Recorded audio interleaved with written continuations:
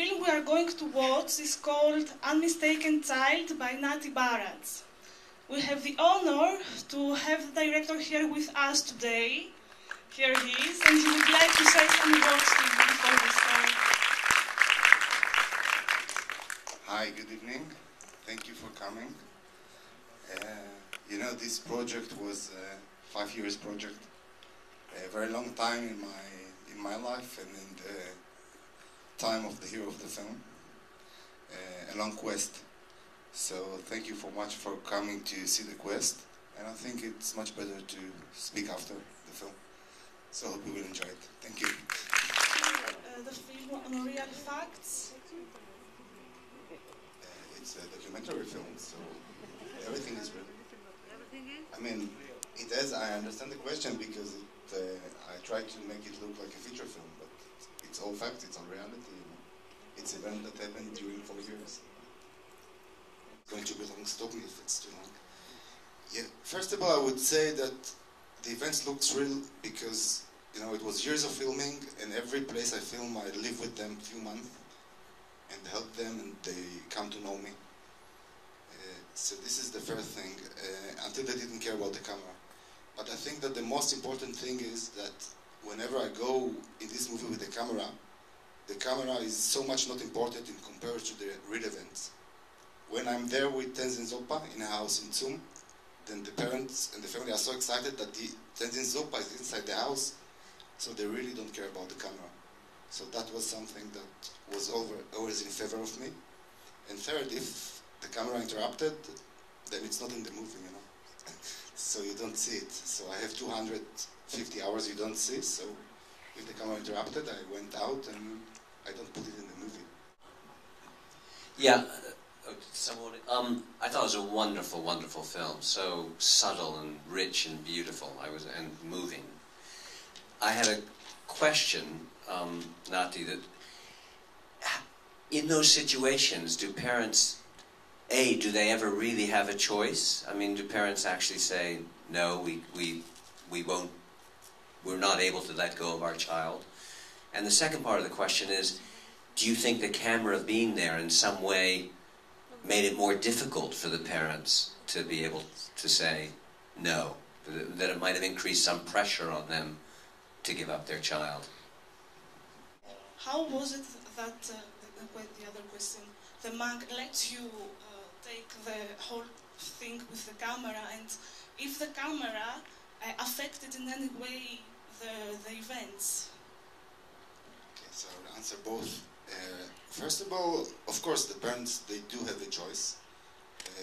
They are very religious, but there are cases that, it's their choice to decide if they want to give up the child or not. Of course, they are religious, and there is some, and as you saw in the movie, some family really wants their child to be recognized as the reincarnated Lama because it's very respectful, and they also get a lot of money, and the child get the best education possible in Tibet. And in addition, when he's 18, he can decide to disrobe. So this is the first question. But it did happen that parents were not ready to give the child.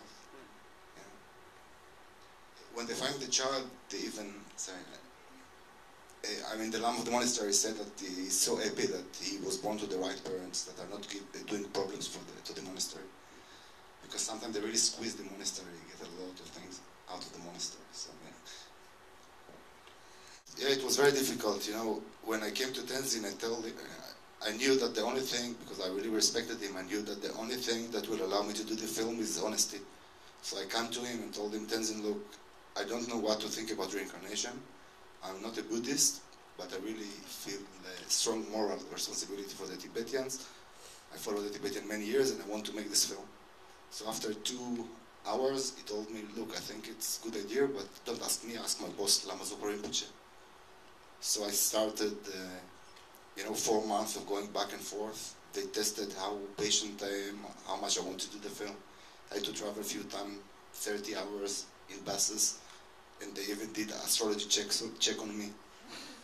And eventually they say, okay, you can do the movie. And even after that, it took Tenzin half year to agree to put neck mic. for the sound. So it was very difficult for him, but I think it took 8-9 months until he really trusted me.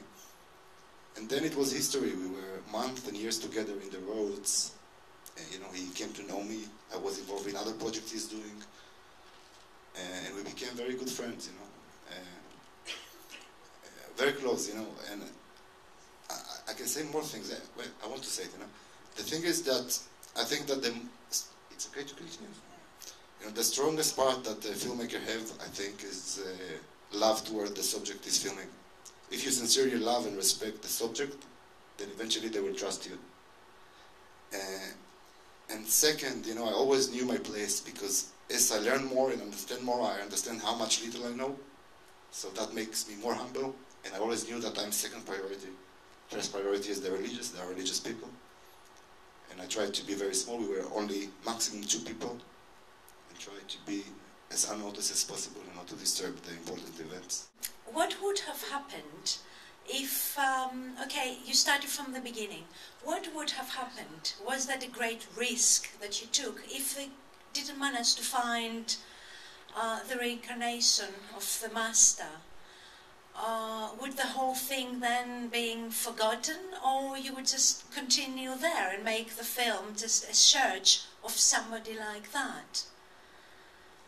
And yeah, basically that. And another question, you said it took 5 years, and we see here just 2 years, yes? We see, I think, the period when the boy was still, from the moment before he was born, perhaps, a few months before he was born, until he was 1.5, 2? Depends.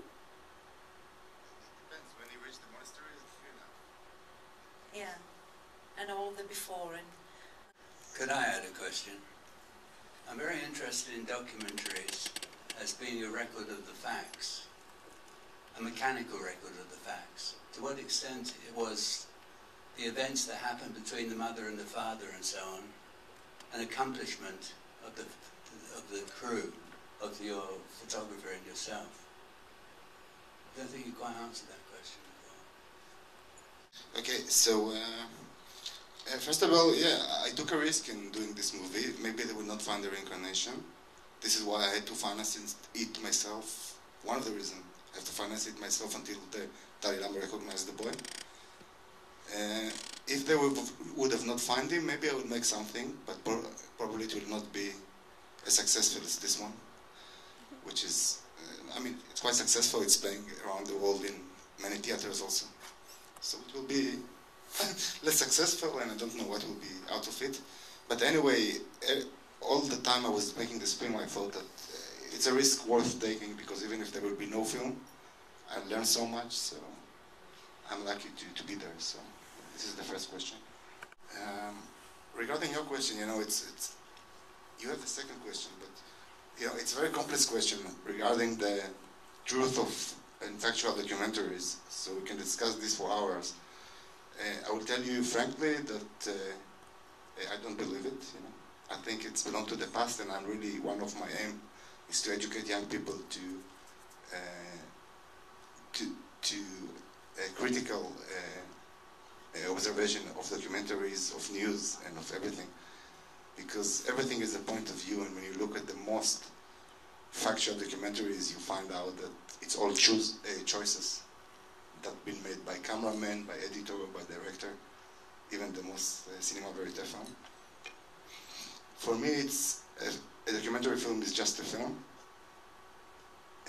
based on it's a dramatizing of pieces of real reality, making it interesting as much as possible. And I think it is judged by what the people feel. If there is enough truth in there, then they feel it's true. But you know, with the same materials, you can do the thing and its opposite. So for me, it's just a movie. And if you feel it's true, then it's true. If not, you know, it's about facts. I don't know.